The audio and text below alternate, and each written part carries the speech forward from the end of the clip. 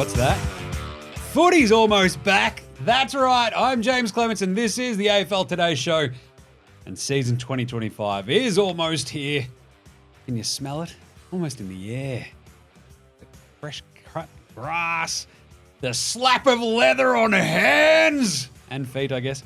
The thing is, we've got a second half of a season total wins over under show to do, which is some of the best times of the season. So I'm joined, as always, by my two best friends. Over there, it's Alex Donnelly. You also forgot the smell of deep heat as well, which, once that's back, you're like, yeah, bring it on. And the little fella in the middle, it's the stats man. Let's go. I'm already nervous to talk about North, but here we are. Why? What's changed? Not much. That's my worry. That's my worry, Alex. I think we can just, we're bad, under 5 wins, done. Nah. We'll get into Clarko that. out. We'll get into that. But that's it. This is the second half of the season total win over under show. How is every team going to go? That's what this show and the previous one are for. What's the biggest yeah-nah for every team as well, of course? Where do they end up? What do we think happens all season? It's the greatest time of year because footy's almost back. Before we get started, though, make sure you are all over odds.com.au, get all your news previews and tips heading into the footy season. Subscribe to our YouTube channel, get around the AFL Today Show on socials, and get around this, of course, wherever you get your podcasts. If you haven't subscribed, we're going to make Stats Guy fight you. This is... I've never lost a I fight. don't know if that's a punishment. Never lost a fight. This can be whatever you need it to be. That's where we land. But that's it. Let's get into it. Footy's almost back. How about a bit of news before we dive into these over-unders? Not too much, but there's a few things. Yeah, because so much has happened in the last 2 days. Yeah. Someone said state of origin and everyone flipped out. Yep. Well, every time, I think every second show we did this last year, someone goes, State of Origin, oh my God, and then it doesn't happen. Can we actually make it happen? Andrew Gill and Dylan, it's like whenever in case of emergency, say state of origin. And then if everyone forgets about anything It's else. like he's running for an election. Exactly. It's like Yeah, sure. when he does this, it means taxes. It's like, here we go. It's those damn bears. Even when it was the immigrants, I knew it was the bears. But the entire thing with the state of origin is just, I don't know if it's to like put people off the scent of how bad his haircut still is. I don't know what's happening. First, Andrew Dillon haircut reference. There we go. Yeah, it's taken 4 episodes. Yeah. But still, I think the state of origin, we don't need state of origin chat at this point of the season. No. It's off the back of Indigenous All-Stars versus Freo last week. That went really well. We get, and that was awesome. But you know what? You don't need to then talk this is prime real estate mid-season chatter. You don't off-season even. Yeah. You don't even break this during out the buys. Yeah, it's like round 8 through 12. It's like, sorry, imagine that state of origin. You're like, yeah, that'd be good. Thing is, you don't need state of origin chatter 2 weeks before the start of an awesome season. And as we've gone through, there is so much parity in the AFL right now. The focus should be on how awesome these teams are. It should be on what they're doing for these preseason, whatever. And as soon as someone said state of origin, I'm like, oh, come on, man. Really? You had to do it, didn't you? Break in case of emergency. It's not break in case of 2 weeks out from the season where everyone should be getting pumped. Yeah, fair. Ridiculous. Fair. Anyway. I mean, I'd be pro if they just said, we are bringing back Australia versus Ireland in the international rules. True. If they did that, I'd be like, let's go. True. That would be I awesome. think that garnered far less attention while it was happening than state of origin ever did. Yeah, I know. Probably, yeah. It was really cool. It was fun. There was a dog on the field once. We could go to Croke Park, Stats Guy. I've been there, actually. I've snuck into Croke Park randomly, yeah. Just a random one. Cool. Sure. I was walking past and it was just open, so I just walked on the ground. So you didn't sneak in, you literally walked through the front door. While the security guard was getting something to eat. Anyway, that's a long story. That felt like the story. There's a few Stats other guy? bits there. More like felony guy. Jeez. This isn't going anywhere, is it? No, it doesn't go on the internet. Nah, it's fine. And the final little bit of news, basically in the 2 days since we did the last show, is that my beloved Tom de Koning is going to play for me. I'm offering him... What? That sounds real sus. $12 million for 7 years is what I offered him, right? So for what? I thought you were offering Harley Reid 20 last year. Yeah, we can afford both. It's just a great spine. Harley Reid and Tom de Koning. Boom. Where's this money coming from? Hashtag... Never Carlton, never ask. It's fine. Just keep moving.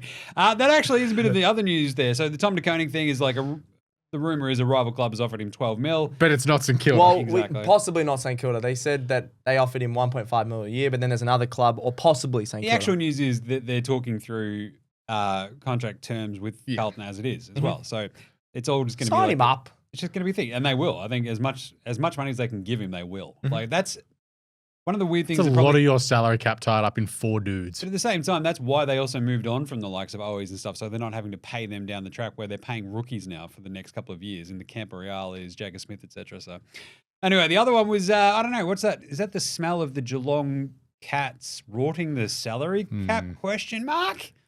I haven't seen as That much feels like about a this, bell but you ring. two were talking about it earlier. Yeah. It's a bit dodgy. A bit. It is. A lot So, dodgy. Chris Scott's position, Mentoring. mentoring. Oh, yeah. But it's not even mentoring. It's like a leadership skills position with an associated Geelong business, right? And They it's like- sponsor the Cats. Yeah, they sponsor the Cats, and he's been, given an extra job. Now, if this sounds sus, it's because it is. It's like, we'll pay all this money, and he can just give 2 talks during the season, and that's his job.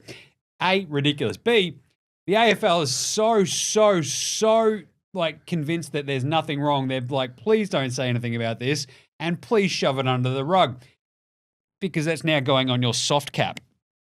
Part of it is at least. So the soft cap is used to basically pay for your coaches and all your facilities and all this sort of stuff, right? To equal the playing field. The fact that Chris Scott's extra job, his side gig, he's not driving for Uber. Yeah. He's working for a club sponsor and getting paid for it. I need to see pay slips. I need to see clock in hours. Is he in there 4 days a week? Is that mandated at this place? What are we doing here? He wouldn't be doing that much, surely. I need to know, because if it isn't, it's very clearly his salary cap rot, and the AFL do not want you to know about it. And that's fine, because they're like, and also don't ask us ever about land deals down the Great the Ocean big Road farms, or Cotton On and sponsorships. It's fine. Everything's fine here. But Nothing to Bailey see. Move Smith along. can't wear a headband. Move along. So that was a fun story that popped off as well. I got some vibes about that. As a Carlton fan. As a Carlton supporter who have never rorted the salary cap. Whoever had the last salary cap one. He wants a new one on a new salary cap issue. Yeah, I just want to level the playing field. He wants 3 years of draft picks gone. Hey, let's do it. Season win over-unders. Part 2. Are you ready? Hawkball. The Hawthorn Hawk stats guy. Take us through it. Let's do it. Obviously, last season was the rise of Hawkball. They had a down year. They got all these young guys and go, we're good again. That's just the Hawthorn way. Same as Geelong, I said yesterday. I'm so sick of Geelong and Hawthorn. They have one off year and then they're good again. It's very annoying. Smells like he's jealous of actually good recruitment and successful planning. I am. I'm not. That doesn't smell like it. It's true. a big whiff. Yeah, it I'm smells not like happy. jealousy. It's like I'm very jealous of the just Hawks. jealous of capable leadership. Yeah, Amazing. correct. But obviously last year they were 14-9, finished in 7th. Awesome effort by a really young Hawk side.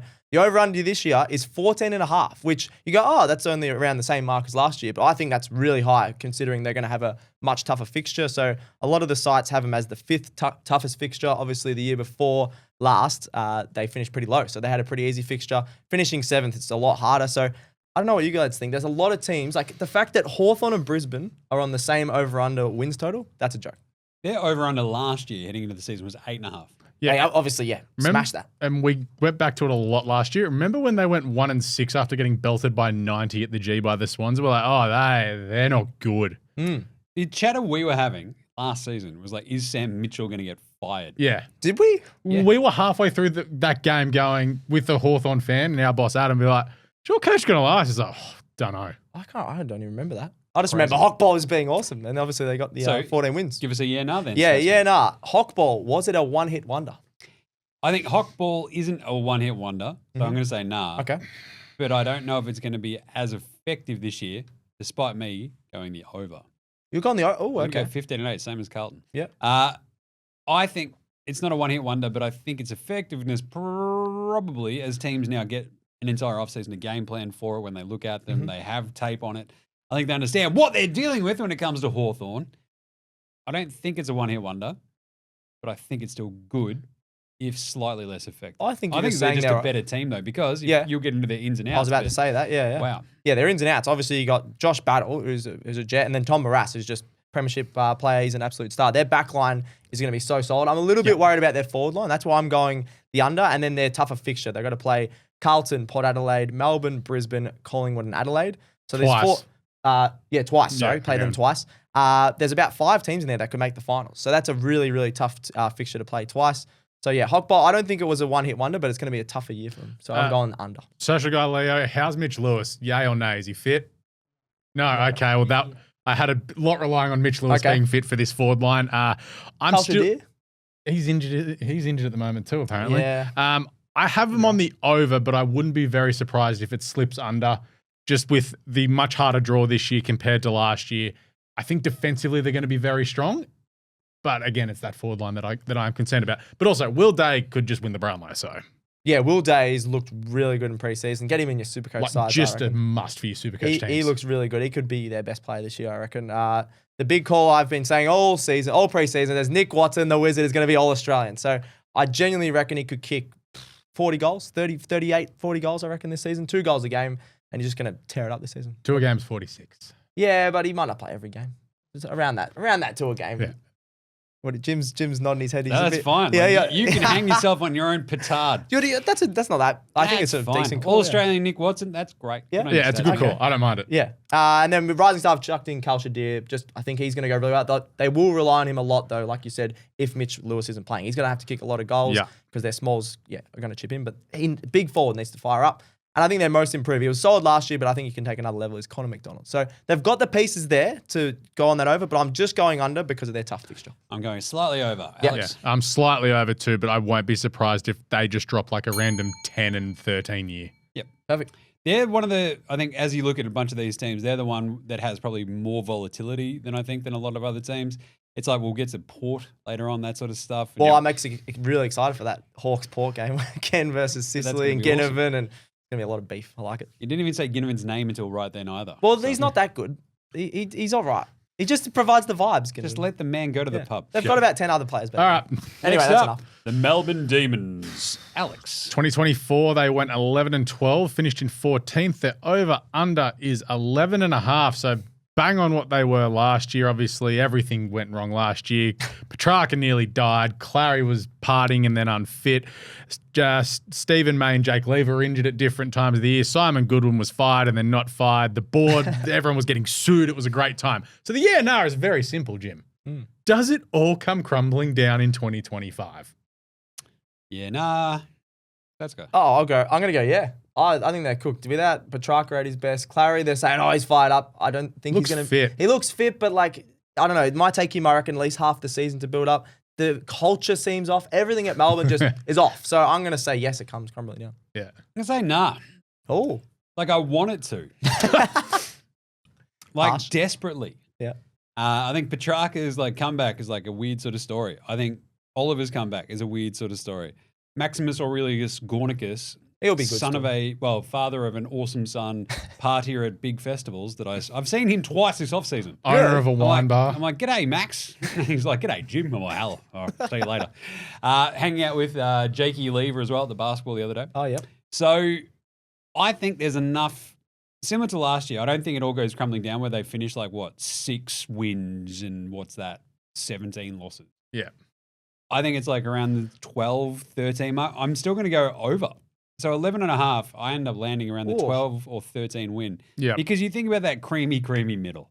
There's teams that can, on every sort of, on any given Sunday when it comes to the old NFL, but any weekend, I think you've got a puncher's chance. I think they've got enough talent that they have a puncher's chance. The forward line is always going to be the problem. Oh, God. But the thing is, that's why they're not going to win. They drag every team into the mark, right? That defense, if they're both healthy, Stephen May and Jakey Lever, then they drag everybody down with them. It's like hanging out with Stats Guy. He's a bad influence on his friends. It's like Melbourne have become St Kilda. They're getting into fights, punching cars, breaking windows, causing havoc, selling houses in Essendon. It's what he does now. It's crazy. Yeah. And I think Melbourne, that's what they do to you as well. What is that comparison? All the Grange quaffing, Range Rover driving, just disinterest of their fans.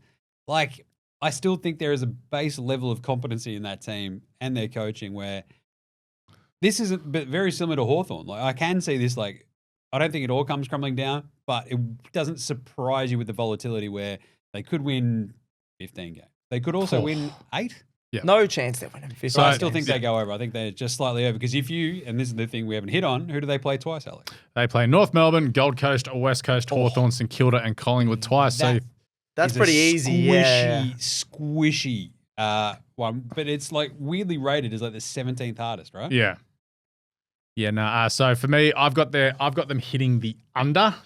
I've got them 10 and 13. I think Clary's going to be their best player. This feels like that redemption year because, one, if he wants to go to Geelong and leave Melbourne, he needs to have a good season so he can get traded out. My big call is that they miss finals. I think the rising stars, Harvey Langford, I think he's my favourite player out of that draft last year. I know that's a big call as well, but I think he is. And Jim's mate, Tholstrup, is the cult hero. Just great name. Colton Tholstrup. Yeah. But they have, like the other one that I've looked at, they've got the easiest schedule. So I think that's just... That helps, yeah. Where it's so squishy that they can, like, if they're putting the clamps on teams, they can probably just fall over the line in a bunch of, like, crummy games that I do not want to watch. On a Saturday night at the MCG with 12,000 people. Yeah, I'm going under as well. I think I'm lower than you. I think I had them around 8 or 9 wins, but 10, probably 8 to 10 is probably the right range. My ladder has definitely under. My ladder has them 13th. That's probably my lock on this one is Melbourne going under. I just don't rate them at all. And what have they got? They got Melbourne, Essendon at Gather Round as the Saturday night as well. Yeah, Arvo. Is it? I think that's a Saturday night. There's a 4:40 one there. I don't know. Anyway, there you go. Melbourne. I think we're all kind of slightly just not convinced. Correct. Nice. Next up. Talking about people when the teams are not convinced about. The win over-unders for the North Melbourne Clarko-Roos. Let's go, Stats Man. Your beloved North Melbourne. How are they going to go this year? What's their over-under? Take us through it. Oh, do I have to? No, I will. I'll do this. I'll put myself through this. 2024 obviously was the same as 2023. 3-20, finished in 17th.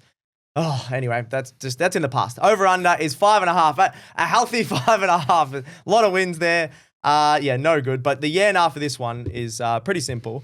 Do North need to double their wins for Clarko? Sorry, let me do that again.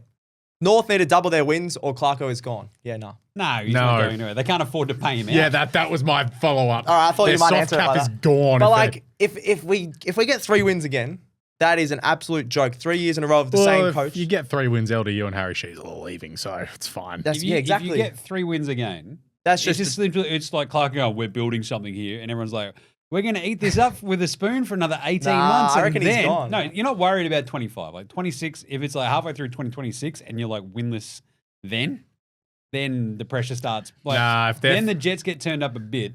But if like they go through this season with 3-20 again, there's like, we've just got games with the kids, and like everyone will eat it up because it's Clarko, and he's like, I don't know. I still argue that Clarko is a fraud, and if we go through this year and they don't win 6 games, that should be the year now. If they don't win, if they don't go over the 5.5 that's why I said double their wins. So the positive for you is, Stats guys, when you're 3-20 by the end of the season, the women will be undefeated and on top of the ladder. So it'll just be like that push. That ain't happening. Look at this. We're on top of the ladder. No, I genuinely think they can double their wins and get to at least 6. So that's the over. The over-under is 5.5. I think it's going to be around that 6 to 6-17 mark, possibly 7, because there's going to be a few random wins. I think the ins are really, really good. So I think Caleb Daniel is an absolute jet. I think he's underrated. I know you won't agree with me on that one. I think his ball movement is really good and exactly what North need. I'm a big fan of Luke Parker. I think he's going to help. Obviously. I'm not a fan of Jack Darling, but hopefully he helps out the Super. I was going to throw a flag on the play there if you're like, I'm excited about Jack Darling. You've spent 7 months talking rubbish about Jack Darling. The preseason game was North versus North, so we got a win. So that was really good. But Jack Darling, all the North fans are like, Jack Darling dominated. It was against our bloody C team. They're like, he played really well. Aiden Core probably, or Aiden Core's brother or something like that. So I don't believe in the hype on Jack Darling, but I'm excited about it. He's taking pressure off of Suva and Zerha. Yeah. That's what he's there for. We've already spent way too much time talking about Jack Darling. Yes. Because I don't think he impacts like the over-under on this thing. No, I agree. The over-under on this thing really comes down to who do you play twice? Yes, so we got to play the Dogs, who we never beat. Melbourne, who we almost beat last year. You beat them both times. No, we might beat them once. Adelaide, who are very shaky. Sydney, Carlton, and Richmond. I think we can beat Richmond. Well, there's 4 wins out of Melbourne and Richmond. Nah, Melbourne aren't that bad. You should have beaten them last year. We should have, but I reckon we could get 1 win against Melbourne, 2 wins against Richmond, and then the other ones I'm not confident at all. The biggest thing here is I still think your year now, quite literally, the emperor's clothes, right? That's the simple thing. They need to essentially get to 5 wins at the very least. I agree. It still goes under, but they need to improve. They need to improve by at least 2 wins, or else the emperor's clothes are off. And Clarko will be exposed for the fraud that I believe that he is, and that he probably is. Yeah. So what are you going, Jim? How does Rue Ball, Clarko Ball, actually go this year, Stats Man? I am saying we're going the over 6. So I'm saying we can double our wins. I think all the young guys. So I'm saying most improved is Jackson Archer. A bit of a left field one, but he looked really good second half of the year. Then you just talk about all of our best players. And McKercher, she's a Warther. They got another year in them. I'm actually really excited to watch them again. So, and then you got Tristan Cherry. I reckon he's going to be an All-Australian ruck. So there is building blocks there in the midfield. That's about it. But I genuinely think they can get to about 6 wins and get the over. I've got 5, so I'm slightly under. I got 7. 7? Really? Yeah. Just How another are you the random. most optimistic? I know. Luke Parker, baby. Luke Parker. He's not going to change us that much. Yes, he is. Rubal. Right. Parker ball. Over-unders this year for our beloved Port Adelaide Power. I beloved. Well, yeah, 16 we're and fans. 7. I don't know if there was a team we talked about more last year, Stats Man. That's true. The roller coaster. 16 and 7 last year. They finished second. How'd they go in the finals? They won 1. Anyway, over-under for this year is 13.5. I have them around 14 and 9 again. Really? Which is up for debate. And that's what this entire show is about, of course. So I'm going to probably go the over, but I think everything hinges quite simply on this year now. Okay. Does the coaching succession plan of our man Ken, is he enough? I don't know. The succession to Josh Carr. Does it detract too much from what they're doing on the field and the way they're playing? Yeah, no. I'm going to say nah, just simply because I think they love him. They love Ken. I think it's going to help them. I think that's the only way that they're going to go, maybe we're not that good, but we'll do this for Ken. Like Butters, Rosie, that you can tell they love Ken. 2 dudes. They absolutely love Ken. So I think they're going to try a lot hard. Well, they're going to try obviously hard, but I think they're going to try a lot harder for Ken. So I think it won't detract at all. So over, under, what do you reckon, Stats, man? I am going under though. I think they're going to get around 12 to 13 wins. So just under that 13.5. I reckon they could miss finals. I think the likes of Geelong and Hawthorn are going to be that bottom part of the ladder. And I don't know. I just don't think their team's good enough. Their midfield's really good and their forward line's very iffy. Alex, the coaching succession plan. So it doesn't detract from what they're doing because what they're doing is sliding down the ladder regardless. Oh. I'm big on their under and them falling out of the top 8 this year. There you go. And Ken doesn't last the season. I think he'll last the season because of the succession plan. I think this is the trickiest part of, like, talk about volatility. I think that's exactly how it goes, right? They could go in a similar fashion to last year where it's like, oh my God, it's all falling apart. We're going to fire Ken. And everybody rallies around him for another 6 games. And they beat St Kilda. It all starts falling apart again. And then they rally around him one more time for one last push. And that's why I land at 14 and 9, which is the over, but only just. And that's just in like a 14 and 9, 15 and 8. There's so many teams in this range, right? You got Which him is like they're all scrappy. They've got Sam Powell-Pepper, who's also a war criminal. He's scary. So, but he's coming back from injury at some point this season, right? And so, I think just the fact you have Big Ivan go, I don't want to be here, and then everybody else go, what's happening? Where are you going? And he's I don't know anymore. It was amazing, right? They just have like this weird, strange setup this year. I think they just pull out enough wins. I'm slightly optimistic. The best player is obviously Butters. I think he could win the Brownlow. I've got him as the big calls, top 3 at the very least, if not top 2, if not winning the entire thing.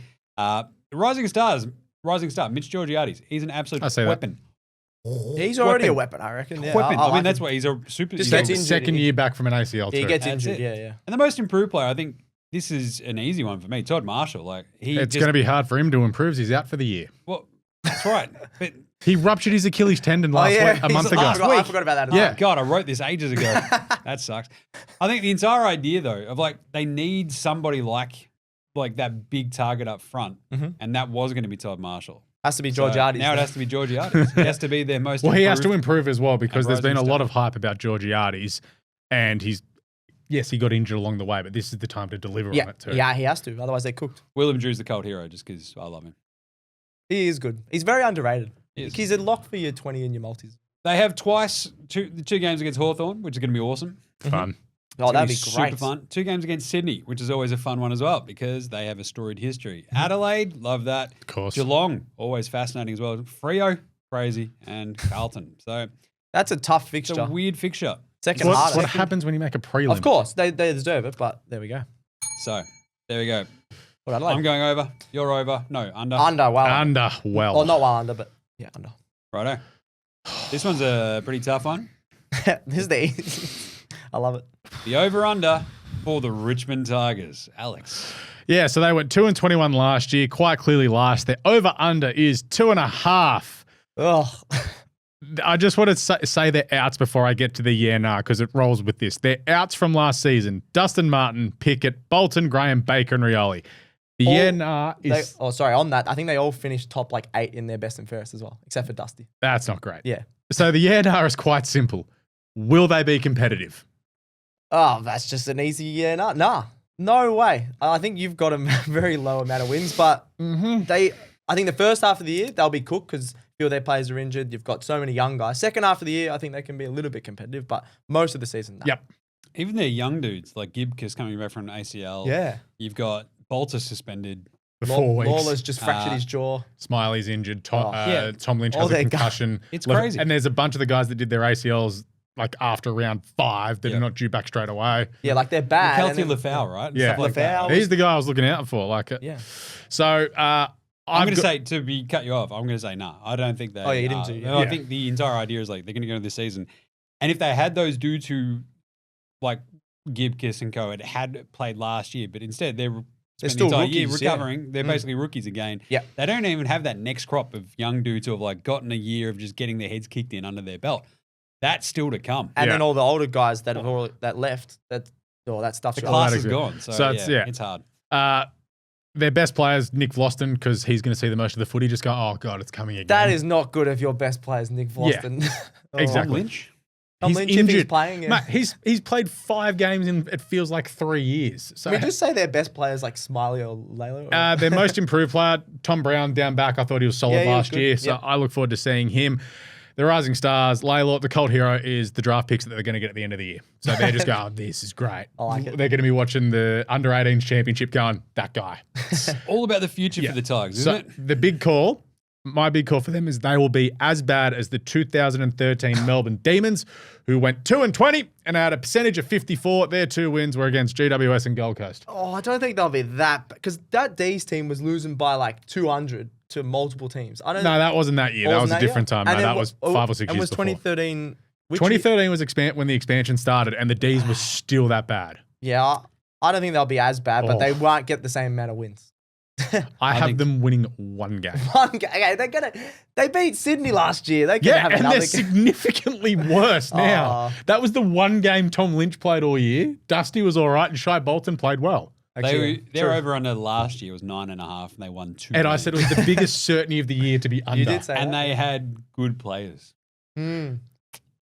I'm going under as well. So they played twice. We'll just quickly touch on it. St Kilda, Gold Coast, West Coast, North Melbourne, Essendon and Geelong. Their first 4 games, Carlton at the MCG, obviously, away to Port Adelaide and Adelaide, St Kilda at Marvel, and Brisbane at the MCG. They're not winning for a while. Good luck. How good is that for Brisbane to get a nice early MCG win under their belt? Great.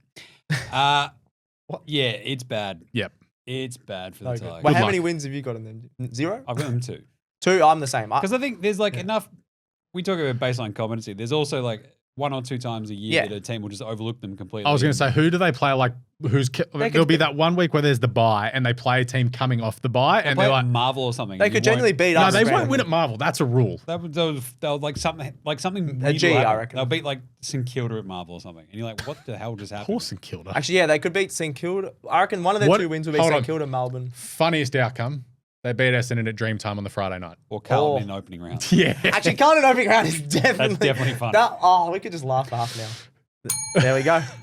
Moving on. He doesn't want to talk about it. No. Because it's definitely going to happen. I'm already angry. Jim's not going to be Jim, here. are you pre-angry? I'm always pre-angry. What are you doing? Oh, this one's a tough one. You want some volatility in your 2025 AFL season? Look no further than St Kilda Saints. Finishing last year 12th, 11-12. Their over-under this year is 9.5. And you want some injuries. So this is where this for this team comes in before I get into what I think they win this year, because it is intrinsically linked. The big for the St Kilda Saints is, are they already too injured to make an impact this year? Yeah. Yeah, but they're crap anyway, even if they had those players. Counterpoint. If they had all these players fit, given how they finished last year, they would be a sneaky 8 chance. Social man Leo over there chips in. No chance. Still chips in until about 3 weeks ago when everyone got injured. We watched them play a final 2 years ago, and you're like, this is a good team. They were a fun dropped off team, yeah. precipitously in the first half of last year. Then they were awesome, came on like a freight train in the second half of the year. Yeah. And you're like, they should be building up to this. You go, all right, now this is where we take the Ross Lyon thing and we win 14 games. I think it's Ross. It's up to Ross if they play the fast attacking stuff off half back. But You can't help it. Max King, Rowan Marshall, Jack Sinclair, Mason Wood, Matthias Philippou, already. The thing is, they're all kind of meant, like, I think a bunch of those players are sort of meant to be back and ready for round one. They might not be The 100%. problem is, if you're not 100%, I just feel like that just feeds into the St Kilda grist for the mill sort of stuff where you're like, oh my God, he's now done his knee because he wasn't getting over his calf or his hip or something like that. And it's always what happens with the Saints. Yep. So you feel like sometimes it's good to get the injuries out of the road, I guess, but not if you're not 100% before We'll the get start to a of the team that's season. got a worse injury list later too. So I think that's a tough one. I think they struggle up and down. I think they go just under this over-under 9.5. I've got them 8 or 9 wins. So 8 and 15, 9 and 14.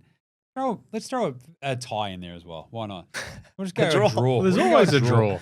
Like we had a million draws There last was a year. lot of If there's draws going to be a last year. team that just drags another team into the mud, like Melbourne and St Kilda might play 2 draws, even though they only play once this year. They had a rematch because why not? We're just going to keep playing. It's like an FA Cup tie. They play Geelong twice, Richmond twice. There's 2 wins. GWS, which is just, that is such a weird matchup to have them playing twice.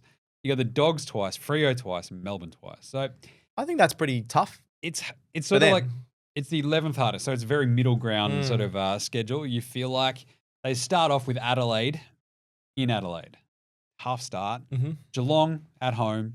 But the Saints, I mean, at home, is it a real massive advantage against the team with the Cats?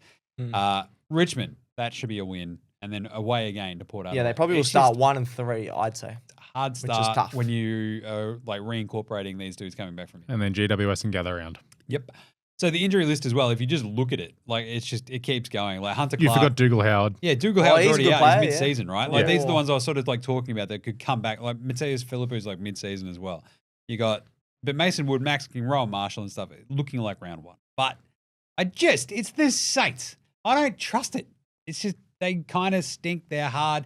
But they were so good when they actually just let their hair down last year and just had a crack. Yeah, because Ross Lyon didn't take the life out of a game. If he They doesn't take add- the life out of a game, They they'll had win. Jack McRae as well.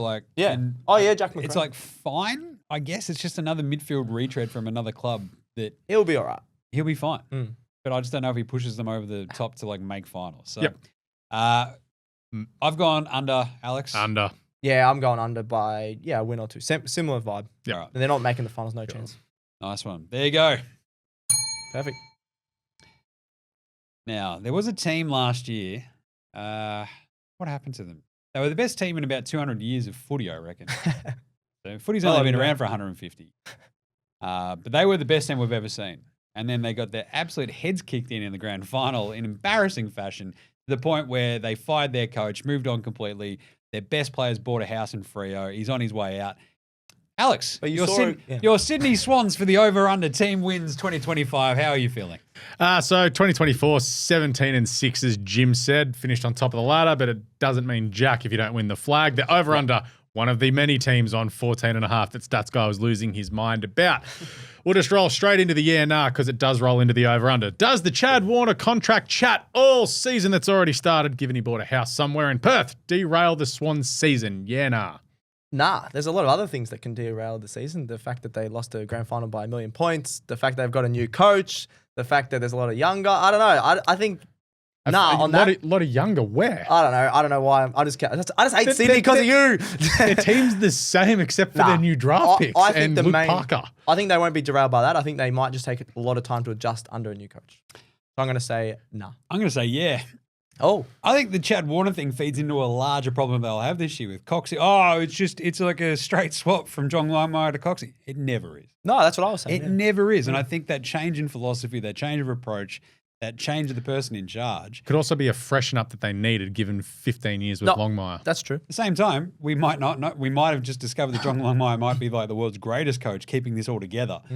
And Dean Cox comes in. It's like, yeah, I can beat everyone's head in if you look at me cross-eyed. And you're like, this is not the approach I want. I'm afraid. I'm moving into Freo, says Chad Warner. Isaac Haney's like, I should have won the Brownlow last year, but what the hell, man? And then he just goes all sideways. And I think it could go a bit wonky.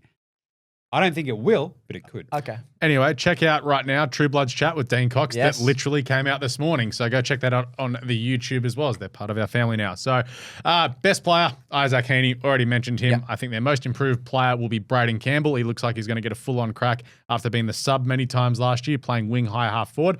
My big call, they'll start the season zip and 3. Checks out. So their first 4 games are Hawthorn at home in opening round, then Brisbane at home, and then they have to go to Perth to take on Fremantle before the free kick win against North Melbourne. Oh, there's 0-4. Oh, my God. No. Swan's 0-4. So I think they'll start that, but I do have them hitting the over on their over-under this year. I think they're a quality enough team, as we saw last year, to rebound from a shaky start. As we saw, they had the shaky middle part of the year and still finished on top of the ladder. I think the rising star is Caden Cleary. That was before his indiscretion last week. He misses the first 2 games of the season. And the Colt hero is my boy, Angus Beef Sheldrick. Well, friend of the show, McCurdy, said he might play. Is he? McCurdy, yeah. If you heard, we want to see Sheldrick play. If you heard the chat, when you watch the chat from Dean Cox, you'll get the vibe that he's very upbeat on Angus Sheldrick and Corey Warner playing this year. Ooh, okay. Yeah, because coaches never lie about young players. They're two-time opponents. Who have they got? They got the Lions, Freo, North Melbourne, Port Adelaide, GWS, and Essendon. We usually play GWS, Port, and Essendon twice every year, regardless. I've got Really? them 15 and 8. I'm And going North. over as well, stats guy. I'm going over just. Yeah, I've got the same 15 and 8. I just think they've got the quality. Like, even if they're going to have a new coach, I think it might be a bit of a slow start, as Alex mentioned, to do with the fixture, to do with the new coach. But they've got so many stars. They'll be fine. Yep. Errol Goulden, Brownlow, finish top 5, top 3, Top top 1. Nah, top 10. I think there's too many guys to 2. take He votes beat off Heaney him. last year. Yeah, I Only just think there's too man- many guys to take votes. Only man who could knock off Cripps. Just saying. Really? Wow. There you go. You can't have. It's just so hard to get good help around here. Yeah. I've got them over finishing in the top 4. Right. Top 4, okay. I think 15 and 8 has them. For As me, I've said, I've got about 8 teams on 15 and 8. So yeah. they're in the top 8. Going from one of the greatest teams last 150 years to one of the worst teams. Hey, it's the West Coast Eagles for 2025. Over under stats guy. Yeah, I've just been left with all the crap teams, I just realised. But over-under... How did that happen? Yeah. No, I don't mind talking about them. The over-under is 5.5, the same as the Roos. Last year was 5 and 18. They finished in 16th. Which was an improvement. So they actually improved compared to the Roos. The which I haven't put in there, but are they relying too much on Harley Reid? Was the one thing I was going to say. Is the Nah. No? I think it's You don't hard think to so? I think it's hard to rely on one player, even if you're Okay. bad, right? Yeah. I think relying too much on him, I think they should rely on him more. Okay. I think he's capable of more. But he's also been injured preseason. Been We don't injured. know if he's a certainty to play round 1. Like, there's a lot going on there. Yeah. So their over under last year was actually below that of everybody else. It was 4.5. That- right? yeah, I think and so we they tipped went them last. over. Mm. And I think everybody was so down on this team last year. The fact that they went 5 and 18 is pretty impressive. And I think there's at least, I feel like there's probably more competency in that North Melbourne list at the moment than there is in West Coast. But because West Coast plays in flippin' Perth, They got the advantage. Yeah, that's yeah. a massive advantage. They play Freo super tough each time. So I think like relying on Harley Reid, but as long as they have Harley Reid for the year, Yep. that's I agree all with that matters. They I can agree. rely on him more and more and more. Mhm. I think you can we've only started scratching the surface of what he can and can't do. I think there's a lot of other young talent on that team. I still think it's very unformed though, but because they're playing out in Perth, they'll probably win an extra 1 or 2 games they probably shouldn't. Yep. And they'll give North a bit of a run for their money. So who do they play twice, Stats Man? Yeah, they play the Dockers, as you mentioned. They actually put up a decent fight even the last couple of years. Then the Giants, Carlton, Melbourne, Richmond, and Adelaide. It's got the 16th hardest. Obviously, when you finish down the ladder, you deserve that. So, obviously, they're going to go pretty... I think they can put up a fight against Freo. They're not going to win one of them. They can, as Alex reckons, could they beat Melbourne once? Probably. And then They Richmond, I did think they last can year. put up a really good fight against them. They've actually got some interesting ins and outs. So, you've got Liam Baker, Jack Graham, which... I don't really rate Jack Graham, though. Liam Baker's pretty solid. I think he's going to help them. They're out. Barras is a huge out. So you had McGovern down there, obviously All-Australian last year, even that he's a million years old, but he's killing it. You take out Barras, I'm a bit worried about their backline because they were really relying on him. Take out Jack Darling. He wasn't doing that much anyway. Oscar Allen. We love Oscar Allen, the big, medium size, I think some people call him. There we go. Who calls Oscar Allen medium? Yeah. Because we've already got the big O. I was going to say big O. I will throw Oscar Allen at a person who thinks he's medium. Who will you take? Actually, I'd still take Oscar Allen over Oscar McInerney every day of the week. Is this in a fight or just as a player? No, both. both. Most improved. Everyone in the West has been talking about end of last year. Brady Hoff. They put him in the back line and he was really good one-on-one, shutting down the small players. Rising star, Bo Allen, off half back in the wing. Everyone's really excited for him. I think their best player is still Jeremy McGovern. It depends how well he goes, getting older, his body and things like that. And their cult hero, I'm still sticking with Liam Flying Ryan. He's still one of my favourite players to watch in the competition. Yo is also dealing with an injury. Yeah, he's always Systemosis had surgery mid-season. What'd you call it? Systemosis. Sorry. Syndesmosis. Syndesmosis. He's got his foot is cooked. He's got syndesmosis of the brain. Alex used to be a doctor. He just said, your foot's Medical cooked, doctor, mate, your foot's cooked, bro. Anyway, the over-under of 5.5, I'm going just under. I reckon it's going to be around 5. I might be being biased here, but I think they're going to be just under the Roos on the ladder. Yeah, I've got them 5 and 16 as well. Okay. Which is the 5 and 18. Same as last year. Same as last year. I think they're basically sort of a plateau level of talent. Yeah, they sneak a couple of wins, but I don't think they're that. I don't think they're good. They can't improve from last year, I don't think, because they got a bit lucky. Unders 4 and 19. Yep. Nice one. Jeez. Again, you can't get any good help. What are we doing here? Final team. The over-under season 2025 show. The Western Bulldogs. Last year finishing 14 and 9, once again outside the top 4.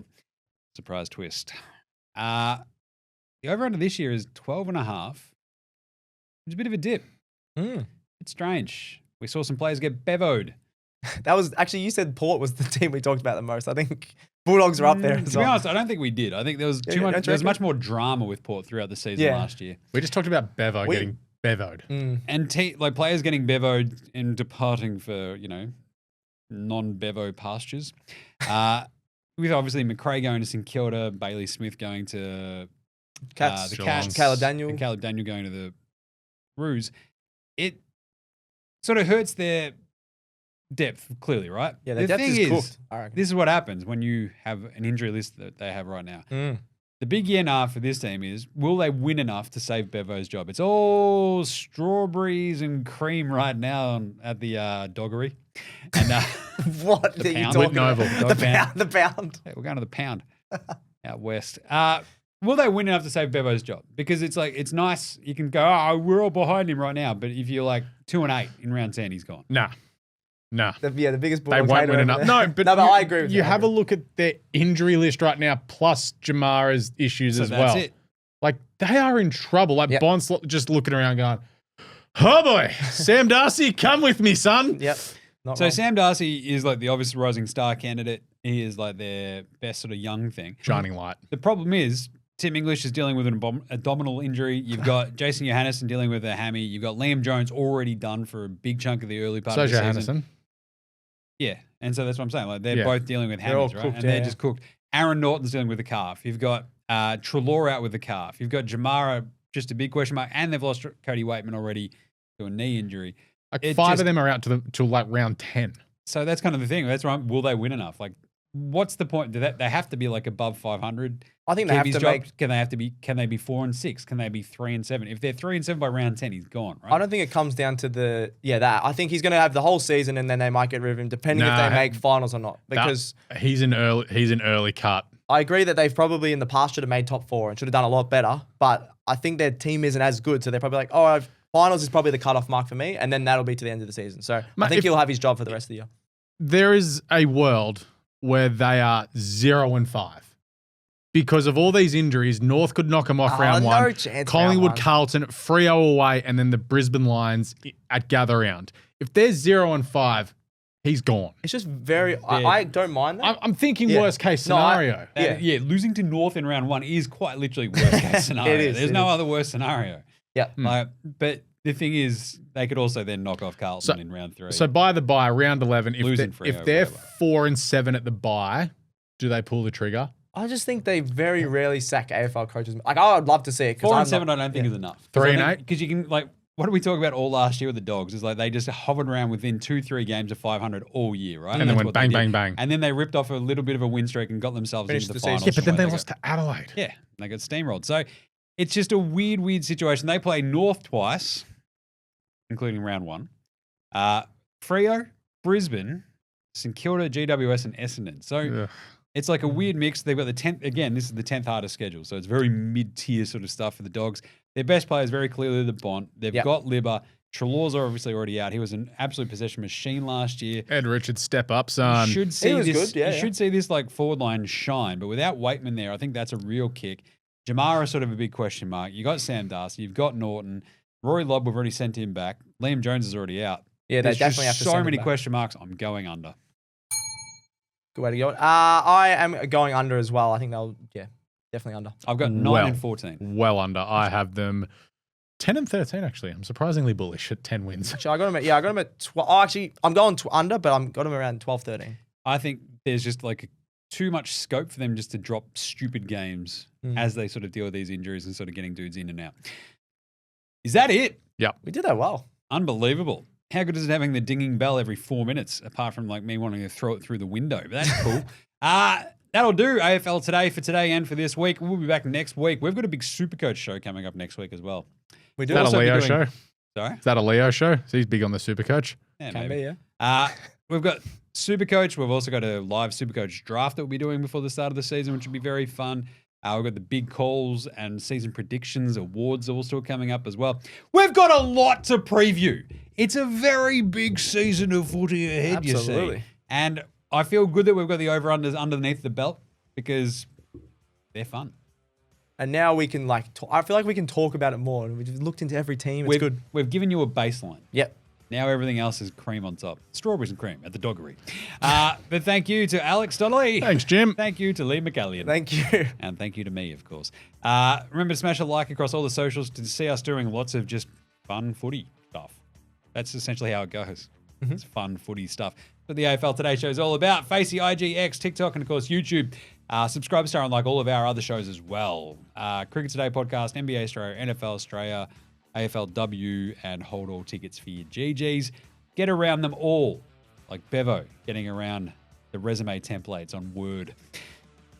Mid-season, round 12.